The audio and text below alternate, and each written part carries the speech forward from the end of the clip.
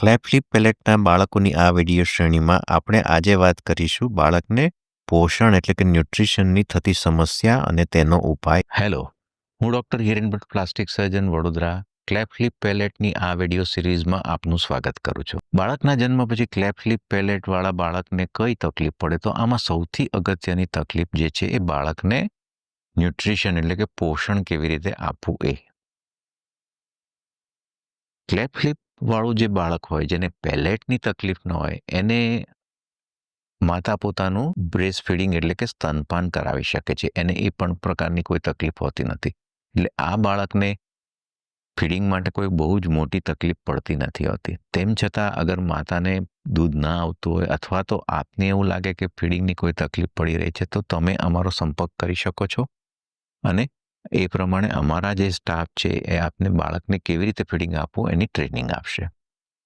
Clap પેલેટવાળા બાળકને ફીડિંગની થોડી સમસ્યા રહેતી હોય છે કારણ કે બાળક જ્યારે સ્તનપાન કરે, બ્રેસ્ટ ફીડિંગ કરે ત્યારે મોંમાં એક વેક્યુમ ક્રિએટ કરતું હોય છે, સક કરતું હોય છે. એને કારણે બાળક માતાના બ્રેસ્ટમાંથી જ સ્તનમાંથી દૂધ પોતાના મોંમાં લઈ શકે છે. પરંતુ ક્લેપ પેલેટ એટલે કે તાળવામાં જો કાણું હોય તો એ હવા રહેતી નથી, વેક્યુમ રહેતું નથી અને નાકમાંથી લીક થઈ જાય છે. આવું બાળક માતાનું સ્તનપાન કરવાની કોશિશ પણ કરે તો થોડા સમયની અંદર થાકી જશે, એને પોષણ નહીં મળે. એટલે આને બાળકને દૂધ આપવા માટે વિશેષ પદ્ધતિની જરૂર છે. ક્લેપવાળા બાળકને દવડાવવા માટે આ રીતે બાળકને ઊભું રાખીને એટલે કે 90 અંશના ખૂણે રાખીને જો ધાવણ આપવામાં આવે તો નાકમાંથી બહાર નીકળી જવાની સંભાવના ખૂબ ઓછી થઈ જાય છે અને બાળકનું બધું દૂધ એના મોંમાંથી પેટમાં જતું રહે છે. બાળકને જો માતાનું દૂધ સ્તનપાનથી આપી શકાય એમ ના હોય તો માતાનું દૂધ બ્રેસ્ટ પંપની મદદથી અથવા તો સ્તનને દબાવીને વાડકીમાં કાઢીને વાડકી ચમચીથી આપી શકાય છે. એ ઉપરાંત જરૂર લાગે તો ઉપરનું દૂધ આપવું જોઈએ.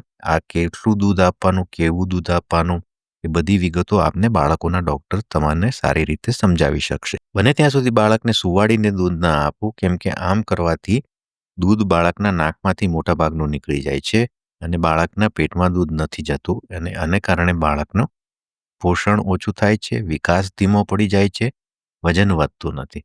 માટે સુવાડીને દૂધ આપવાની સલાહ નથી. તો મિત્રો, આપણે જોયું કે બાળકને કેવી રીતે ફીડિંગ આપવાનું હોય છે. આમાં તમને તકલીફ પડે એવું હોય તો તમે અમારી કાશીબા ચિલ્ડ્રન હોસ્પિટલમાં આવી શકો છો. અહીં અમારા ટ્રેન્ડ સ્ટાફ નર્સિસ આ બધી જ ટ્રેનિંગ તમને આપશે અને સુપરવિઝન કરી તમને થોડા કલાકો રાખી અને તમે જ્યારે આ પ્રકારની રીતે ફીડિંગ આપવા તૈયાર થાઓ ત્યારે તમને ઘરે જવા દેશે. બધા બાળકોની જેમ આ બાળકોમાં પણ ન્યુટ્રિશન એટલે કે પોષણનું ઘણું જ મહત્વ છે. બાળકને પ્રોપર યોગ્ય પોષણ મળે, સમયાંતરે એનું રસીકરણ એટલે કે વેક્સિનેશન થાય, એ બધું જરૂરી છે. બાળકનું યોગ્ય વજન રહેશે, શરીરનો વિકાસ સારો હશે તો સમયસર ઓપરેશન થઈ શકશે અને આનું જે ટાઈમ ટેબલ છે એ સચવાઈ રહેશે. તો મિત્રો, હવે વાત કરીશું બાળક જ્યારે જન્મે ત્યારે એના પેઢા અને નાક જે આકારમાં નથી હોતા તેને યોગ્ય ગોઠવવા અને આકાર આપવો એની સારવાર. આ સારવારને નેઝો એલ્વિયોલર મોલ્ડિંગ એવું કહેવાય છે. બાળકને જો ક્લેપ લિપ વાઇડ હોય એટલે કે બહુ પહોળું હોય તો જન્મના 2 અઠવાડિયાની અંદર એક નેઝો એલ્વિયોલર મોલ્ડિંગ એટલે કે નાક અને પેડાના ભાગનું શેપ આપવાની એક સિસ્ટમ હોય છે, જેમાં ઓપરેશન નથી કરવાનું હોતું પણ બાળકને એ સાધન પહેરાવવાનું હોય છે. આ એનું માપ લઈને બનાવવામાં આવે છે અને આ સાધન પહેરાવાથી બાળકના નાકને પ્રોપર શેપ મળવા માંડે છે અને એના જે પેઢા આગળ પાછળ હોય છે એ ગોઠવાતા જાય છે. અમારા ઓર્થોડોન્ટિસ્ટ ડૉક્ટર અજિંક્ય પટેલ આ વિશે તમને થોડું સમજાવશે. જન્મ પછીના થોડા સપ્તાહમાં નેઝોએલ્વિયોલર મોલ્ડિંગ એટલે NAM cleft lip and cleft palate ધરાવતા શિશુઓ માટે એક પ્રી સર્જિકલ ઓર્થોડોન્ટિક ટ્રીટમેન્ટ છે. તેના હેતુ હોઠ, અલ્વિયોલસ, નાક ધીમે ધીમે યોગ્ય સ્થિતિમાં લાવાય છે. નવજાનતા સોફ્ટ ટિશ્યુઝ જે હોય છે એ બહુ જ ફ્લેક્સિબલ હોય છે અને એની સાથે સાથે ઇવન ધ નેઝલ કાર્ટિલેજ બહુ જ ફ્લેક્સિબલ હોય છે. એટલે એની ટ્રીટમેન્ટ એકદમ જન્મ પછી તરત જ ચાલુ કરવાની બહુ જ જરૂરિયાત છે. એના મેઇન પ્રિન્સિપલ્સ એ છે કે અર્લી ઇન્ટરવેન્શન, ગ્રેજ્યુઅલ મોલ્ટિંગ દવા ક્લેફ્ટ સેગમેન્ટ્સને નજીક લાવવું, નેઝલ સ્ટેન્સથી નાકનું શેપિંગ કરવાનું, ઇમ્પ્રૂવ સર્જિકલ આઉટકમ, પ્રક્રિયામાં ઇમ્પ્રેશન લઈને કસ્ટમ અપ્લાયન્સ બનાવે છે, જેના ધારથી આપણે ધીરે ધીરે થોડાક એડજસ્ટમેન્ટ્સ કરીને નાકનો શેપ અને જે આપણા તાળવા છે એને નજીક લાવવામાં આવે છે, જેના કારણે પછી સર્જિકલ આઉટકમ એકદમ સારી આવે છે.